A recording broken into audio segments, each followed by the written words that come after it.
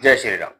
तुला राशि के जातकों, साप्ताहिक राशिफल 13 अक्टूबर से 18 अक्टूबर तक आपके लिए कैसा रहेगा, आइए से जानते हैं चंद्रमा के गोचर के आधार पर। कि चंद्रमा लगभग शुरुआत के जो 3 दिन है, 13, 14 और 15 अक्टूबर में आपकी राशि से दशम भाव में गोचर करेंगे।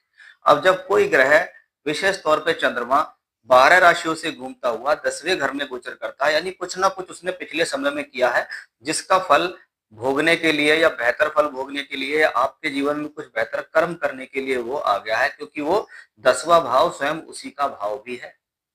अब वो 10वां भाव जब उसका है और वहां पर वो स्वयं बैठा है, यानी इन शुरुआती 3 दिनों के अंदर प्रोफेशनल लाइफ से रिलेटेड जितनी भी प्रॉब्लम्स है उनको ये सॉर्ट आउट करेगा।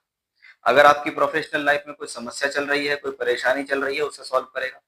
नौकरी या काम को लेकर कोई बाधा या समस्या है, कोई उलझन है, उसको उसको सॉल्व करेगा। नई नौकरी दिलाने में सक्षम है, नया काम दिलाने में सक्षम है, या जो लोग जॉब सर्च कर रहे हैं और उनकी दशाएं भी अच्छी चल रही हैं फिर भी उनको वो रिजल्ट अच्छा नहीं मिल रहा, तो ये चंद्रमा उस चीज को वहां पर लेकर आएगा। यानी अगर दशम भाव बली है तो कर्म कार्य क्षेत्र के लिए, नौकरी के लिए, व्यापार के लिए ये स्थिति काफी प्रबल है।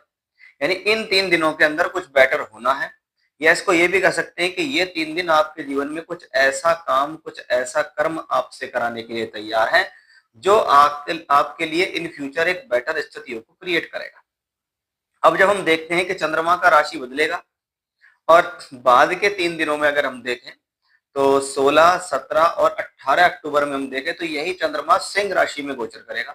सिंह राशि आपकी राशि से 11वीं राशि है और 11वीं राशि हमेशा से किसी प्रकार की प्राप्तियों को, वृद्धि को और लाभ को दर्शाती है। इसको दूसरे तरीके से समझें कि भी हमारे पिछले समय में जो कर्म हुए हैं उनका फल हमें इस दौरान चंद्रमा देगा। कि 3 दिन अगर हमने तैयारी की, 3 दिन हमने कर्म किए, शुरुआत के 3 दिन में हमारे जो एफर्ट्स थे वो हमारे कार्य क्षेत्र को आगे बढ़ाने के लिए थे, तो अब वो 3 दिन उस लिए हैं कि हमने जो फसल पर काम किया उसको काटने का समय यहाँ पर आ जाता है।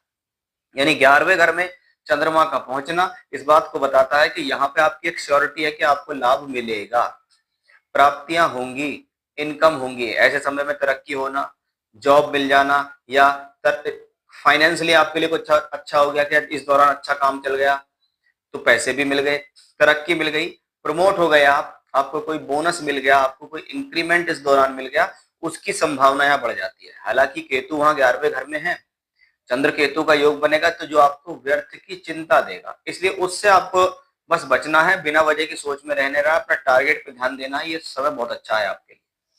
जय श्री राम।